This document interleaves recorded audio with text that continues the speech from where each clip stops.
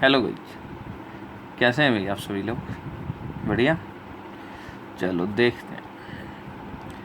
Basically chemical kinetics हम पढ़ रहे थे, और केमिकल काइनेटिक्स में भी क्या पढ़ रहे थे? First order reaction.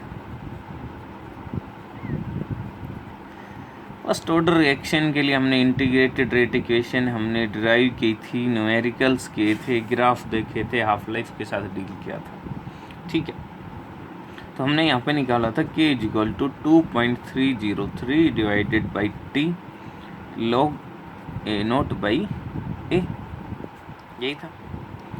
अब देखो, आज हमने वेरियस अदर फॉर्म्स पढ़नी है फर्स्ट ऑर्डर रिएक्शन की integrated.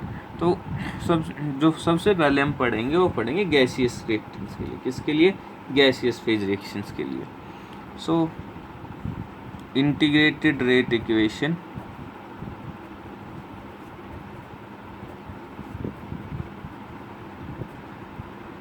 For gaseous phase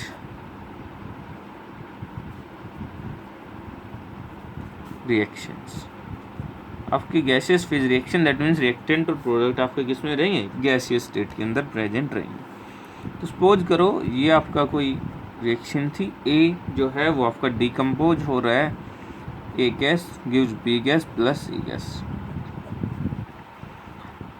time concentration की बात कर रहे हैं पहले। When time T is equal to 0, ये था ए नोट, ये कुछ भी नहीं। At time T is equal to T, ये ए नोट माइनस एक्स, ये बन गया एक्स, ये बन गया एक्स। प्रेशर की टर्म में डील करें, when time T is equal to 0 हमने माना इनिशियल प्रेशर पी नोट, ये डिकम्पोज हुआ ही नहीं। At time T is equal to T, P naught minus P gives P and P. ठीक है, यहाँ पे आपका टोटल की बात कर रहे हैं। ये टोटल कितना था? ए नोट, ये कितना आ गया? A naught minus X plus X plus X minus plus cancel, A naught plus X. ये आपका पी नोट, ये आ जाएगा कितना? P naught plus P, total आपका प्रेशर। अब देखो, गैसियस फेज रिएक्शंस के लिए आपकी जो कंसंट्रेशन रहेगी वो डायरेक्टली प्रोपोर्शनल रहती है प्रेशर के। किसके डायरेक्टली प्रोपोर्शनल रहेगी? प्रेशर के। For gaseous phase reaction concentration is directly proportional to pressure. आपको पता है PV is equal to nRT। अगर आपके पास अगर मैं इसको लिखूं N/V, क्या आ जाएगा? C कंसंट्रेशन, RT टेम्परेचर आपका कांस्टेंट है और आपका पहले ही कांस्टेंट है, तो आपकी रिएक्शन जो प्रेशर वो डायरेक्टली प्रोपोर्शनल हो जाएगा कंसंट्रेशन की। तो आप कंसंट्रेशन की जगह क्या यूज़ कर सकते हो? प्रेशर। अभी देखो, अभी ये जो P है ये किसका है? प्रोडक्ट का। बट हमें क्वेश्चन के अंदर जनरली इसकी वैल्यू ना देके न्यूमेरिकल्स में हमें टोटल प्रेशर गिवन होगा। तो देखो भी, मुझे पता है मेरा P टोटल जो है वो किसके इक्वल है? P note plus P। सो यहाँ से मैं P की वैल्यू निकाल सकता हूँ। P किसके इक्वल आ जाएगा? P total minus P note, P total minus P note.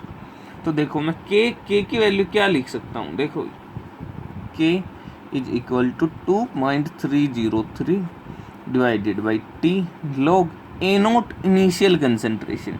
Initial concentration के कोरस्पॉन्डिंग प्रेशर क्या है? P naught. क्या है भी आपका?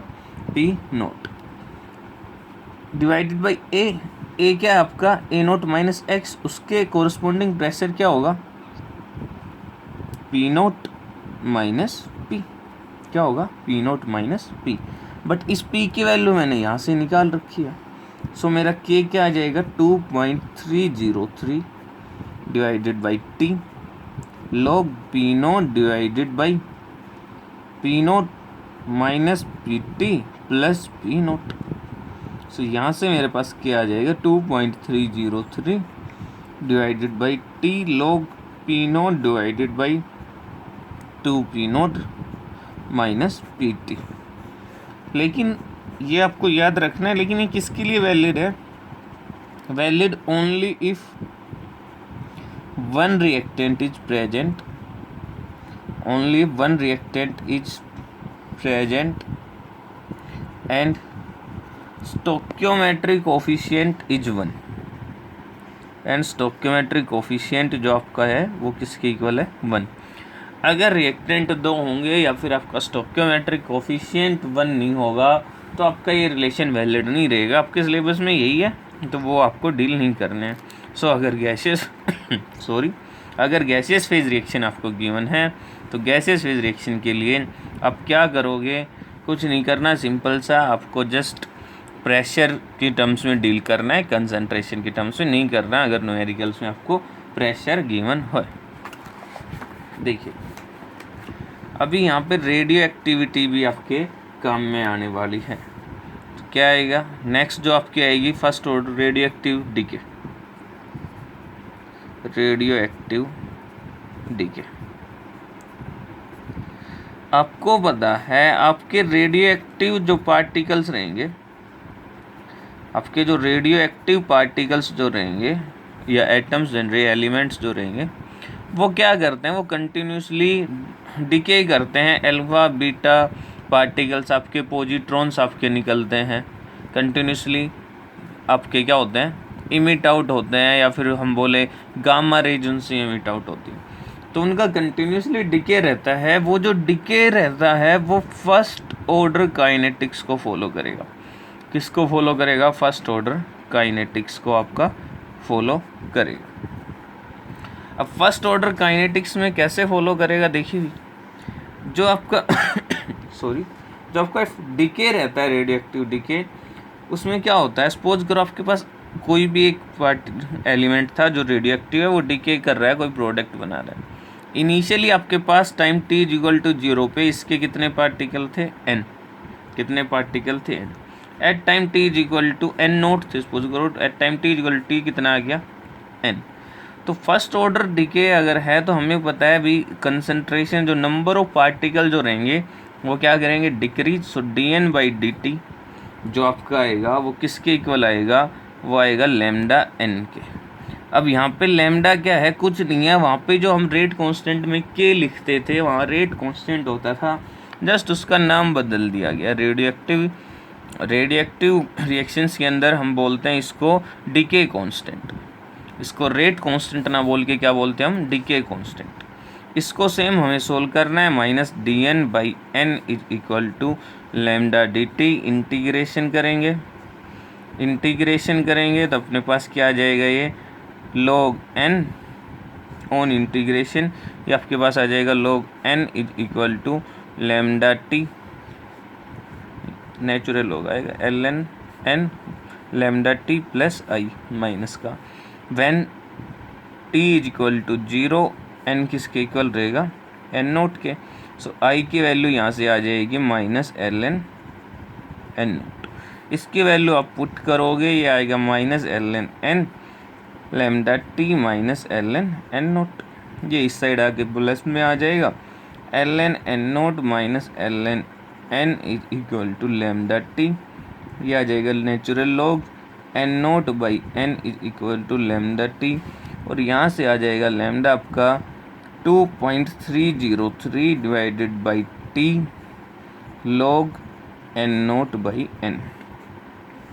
ये इक्वेशन सेम आपकी फर्स्ट ऑर्डर जो हमने निकाली थी वैसी है, बस डिफरेंस क्या है, के की जगह हमने नाम चेंज कर दिया लैम्डा, एन नोट ए नोट की जगह एन नोट आ गया और ए की जगह आपका एन आ गया। वो इनिशियल कंसंट्रेशन थी, यहाँ पे है initial number, where N naught क्या है initial number of particle radioactive atom या जो भी आपका एलिमेंट है, और n है आफ्टर टाइम t। n आपका क्या है आफ्टर टाइम t। तो अगर ये फर्स्ट ऑर्डर रेट कांस्टेंट को निकालेगा तो भाई हम हाफ लाइफ भी निकाल सकते हैं, t हाफ सेम वहाँ पे k किसके इक्वल होता था 0.693, तो यहाँ पे लैम्डा भी किसके इक्वल आ जाएगा 0.693 डिवाइडेड बाई आपका t हाफ। सो यहाँ से t हाफ आपका आ जाएगा कितना 0.9693 डिवाइडेड बाई लैम्डा, ये आपका t हाफ। कुछ नहीं करना, सेम एज इट इज जैसे आपकी रिएक्शन आप फर्स्ट ऑर्डर किया सेम एज इट इज। अब यहाँ पे एक टर्म यूज होगी एवरेज लाइफ, एक टर्म यूज होगी क्या एवरेज लाइफ। वहाँ पे हमने लाइफ टाइम पढ़ा था, यहाँ पे एक टर्म यूज होगी एवरेज लाइफ, जिसको आप टो से लिखोगे। देखो फर्स्ट ऑर्डर रिएक्शन के लिए हमने पढ़ा था, फॉर फर्स्ट ऑर्डर रिएक्शन हमने ये चीज़ देखी थी, A is equal to A naught E raise to power minus K T. Radio active decay के लिए क्या हो जाएगा आपका, N is equal to N naught E raise to power lambda T. हो जाएगा, बिल्कुल हो जाएगा। अगर हम यहाँ से हम देखें व्हेन ये लाइफ टाइम क्या हमने बताया था, लाइफ टाइम क्या, जब मोस्ट ऑफ का किसके इक्वल हो जाए, रिएक्ट कर जाए, कन्वर्ट हो जाए। तो जब हमने किया व्हेन एन नोट के इक्वल कब होगा, जब ये टर्म क्या हो जाएगी 1, और ये टर्म 1 कब हो जाएगी, जब ये आपका टाइम जो है when T is equal to 1 by lambda. T किसके इक्वल हो जाएगा, 1 बाई लेमडा के। 1 बाई लेमडा के होते ये क्या हो जाएगा, एन आपका किसके इक्वल आ जाएगा, N naught E raise to power minus 1। So यहाँ से मेरे पास एन बाई एन नोट की वैल्यू क्या आ गई, 1 बाई ई, क्या आ जाएगी 1 by E. So N 1 by E की वैल्यू होती है आपकी 2.7। इसको सोल्व करोगे आपके पास आएगा 367 सो एन बाई एन नोट की वैल्यू अगर आपके पास आ गई तो आप क्या निकाल सकते हो, तो बिकॉज हमें पता है वो किसके इक्वल आएगा, 1 बाई, बेसिकली टाइम तो अगर होगा, लाइफ टाइम अगर होगा तो आपके पास क्या बचेगा। देखो हमारे पास जो टी हाफ है, हमारे पास क्या जो आपका टी हाफ है वो कितना आएगा, 693 बाई लेमडा, यही आएगा बाई लेमडा। तो अभी परसेंटेज डिके की बात करते हैं। इतना आपके पास क्या हो गया, इतना एन नोट बाई एन क्या है, बेसिकली ये आपका एक फ्रैक्शन है, fraction of particles which decay, fraction of particle decay, जो आपका डीके हो गया। इनिशियली एन नोट था, इतना डीके हो गया तो ये आपके पास फ्रैक्शन आ गया। तो आपको क्या चाहिए, परसेंटेज डीके चाहिए। तो अगर मेरे को परसेंटेज डीके निकालना है तो क्या आ जाएगा, percentage DK of radio active element कितना आएगा भाई, 100 माइनस, अगर इसका परसेंटेज निकालना है तो मुझे क्या करना पड़ेगा, 100 से मल्टीप्लाई, जस्ट इसको 100 से मल्टीप्लाई करूँगा तो क्या आ जाएगा 36.79। सो इसको माइनस करें 36.79, ये अपने पास क्या आ जाएगा, ये आ जाएगा 63.21। तो बेसिकली जो आपका, जब आपका टाइम जो टी है वो 1 बाई लेमडा के इक्वल रहेगा या फिर टाउ रहेगा, तो उस टाइम के अंदर कितना डिकम्पोज हो जाएगा, 63.21। सो बेसिकली हम बोल सकते हैं tau is the time when 63.21% of the reactants are decay. इतना परसेंट आपका रिएक्टेंट क्या हो जाएगा, डीके हो जाएगा, वो क्या होगा आपका टाइम, सॉरी टो। तो अब आपको आपका टो क्या था, जब टी इक्वल टू किसके इक्वल था, 1 बाई लेमडा के। अब लेमडा की वैल्यू हमें पता है, टी इक्वल टू लेमडा क्या लिख सकता हूँ मैं, 0.693 बाई टी हाफ। इसको सोल्व करोगे ये आ जाएगा टो आपका 1.44 इंटू 10 इंटू टी हाफ। तो जस्ट आपको ये इतना डेरिवेशन इसका नहीं रखना है जो आपके काम में आने वाला है। डेरिवेशन कोई नहीं पूछने वाला, जस्ट ये पूछेगा, इस पे न्यूमेरिकल आएंगे। तो ये आपको याद रखना है, एवरेज लाइफ टाइम जो होगा रेडियो एक्टिव डीके में किसके इक्वल रहेगा, 1.44 into 10 sorry into T half life of first order reaction, जो भी आपकी रेडियो एक्टिव डीके होगी। अभी नेक्स्ट जो आता है वो ये आपका किस में यूज होता है। सबसे पहले एक यूनिट की ओर बात आती है, unit of radio activity. Radio activity की यूनिट, तो एसआई यूनिट जो यूज होती है वो यूज होती है आपकी बैक्यूरेल, BQ से हम लिखते हैं, इससे लिखते हैं BQ से। क्या बोला जाता है इसको, बैक्यूरेल। बेसिकली ये क्या होता है, डिसइंटीग्रेशन पर सेकंड, डिसइंटीग्रेशन पर सेकंड। इसकी अदर यूनिट्स भी होती हैं लाइक आपकी क्यूरी, और जो 1 क्यूरी जो रहता है ये रिलेशन आपके काम आएंगे, वो रहेगा 3.7 इंटू 10⁻10 बेक्वेरल। और एक और यूनिट यूज होती है रदरफोर्ड, 1 रदरफोर्ड। जो रदरफोर्ड रहेगा वो रहेगा आपका 10⁻6 बेक्वेरल। तो ये आपको याद रखना है, ये आपकी क्या है, SI यूनिट है बेक्वेरल, 1 क्यूरी आपका 3.7 इंटू 10⁻10 बेक्वेरल। अब आता है carbon dating method, carbon 14 dating method. ये किस लिए यूज होता है? यूज टू फाइंड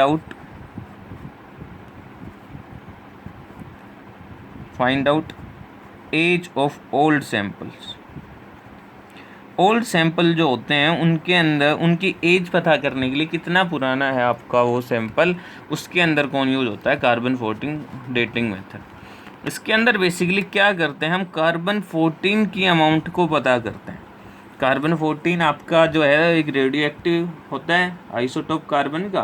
तो इसके अंदर हम किसका क्या पता करते हैं, कार्बन 14 कितना प्रेजेंट है, उसके अकॉर्डिंग हम क्या निकालते हैं, उसकी एज निकालते हैं। कैसे एज निकालेंगे?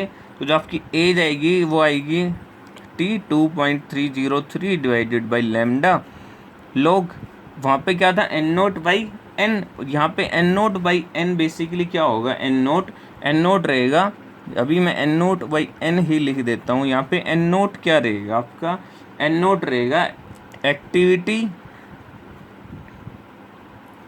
Of freshly